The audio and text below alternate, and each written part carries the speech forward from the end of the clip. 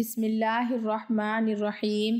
السلام علیکم۔ جس وقت حضرت امام حسین رضی اللہ تعالیٰ عنہ نے شہادت پائی، ایک سفید کبوتر اڑتا ہوا آیا اور اپنے پر و بال کو امام عالی مقام کے خون میں تر کیا اور اڑ گیا، حتیٰ کہ یہ کبوتر اڑتا ہوا مدینہ طیبہ پہنچا۔ طواف کے سے انداز میں حضور اکرم صلی اللہ علیہ وآلہ وسلم کے روضہ پاک کے گرد اڑتا تھا اور اس کے پروں سے خون کے قطرات ٹپک رہے تھے۔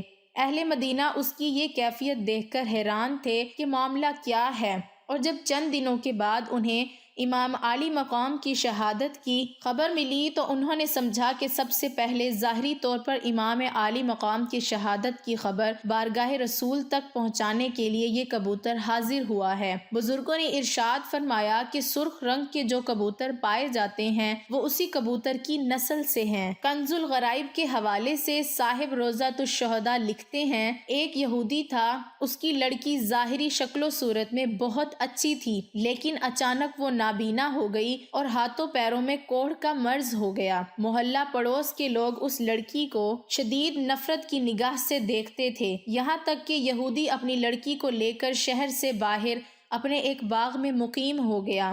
دن بھر شہر میں کاروبار کرتا، شام کو باغ میں لڑکی کے پاس آ جاتا۔ ایک دن اتفاق ایسا ہوا کہ یہودی کاروبار میں اتنا مصروف ہوا کہ شام کو باغ میں واپس نہ آ سکا۔ لڑکی نے تنہا ایک درخت کے نیچے رات گزاری۔ صبح کے وقت لڑکی نے قریب ہی دوسرے درخت پر ایک پرند کے گریہ و زاری کی دردناک آواز سنی، تاب ضبط نہ رہی، کسی طرح گھسٹتی ہوئی اس درخت کے نیچے پہنچی۔ اگرچہ نابینا تھی لیکن اپنے سر کو اوپر کی جانب اٹھا کر رونے والے پرند کی جانب متوجہ ہو گئی۔ اچانک اس پرندے کے پر سے خون کا ایک گرم قطرہ اس کی داہنی آنکھ پر ٹپکا، اس کی وہ آنکھ روشن ہو گئی۔ پھر خون کا ایک قطرہ اس کے داہنے ہاتھ پر ٹپکا، وہ ہاتھ درست ہو گیا۔ لڑکی نے یہ کیفیت دیکھ کر بایاں ہاتھ پھیلا دیا، اس پر بھی ایک قطرہ ٹپکا، وہ ہاتھ بھی درست ہو گیا۔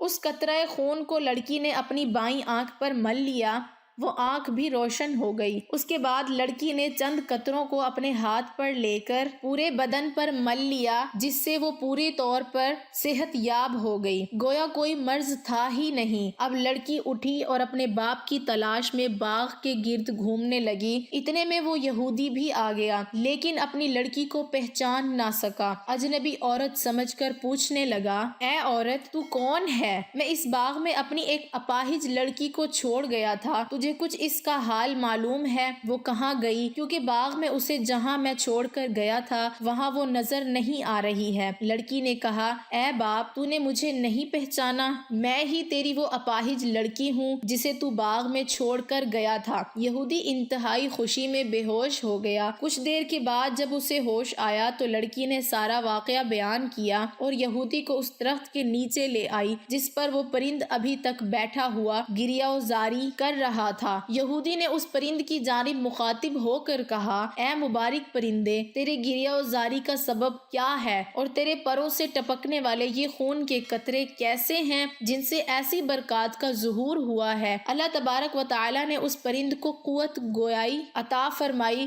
اس نے بحکم الہی کلام کیا کہ اے یہودی، ہم پرندوں کی ایک جماعت فلاں جنگل میں رہتی تھی۔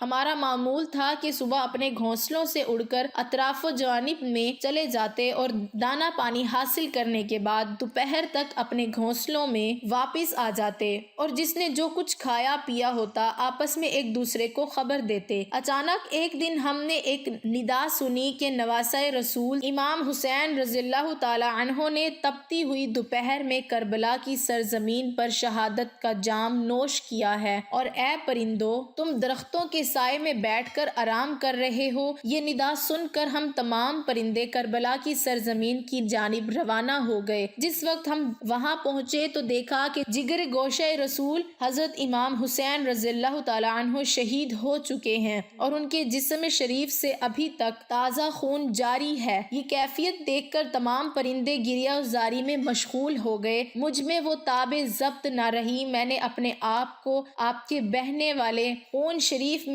گرا دیا۔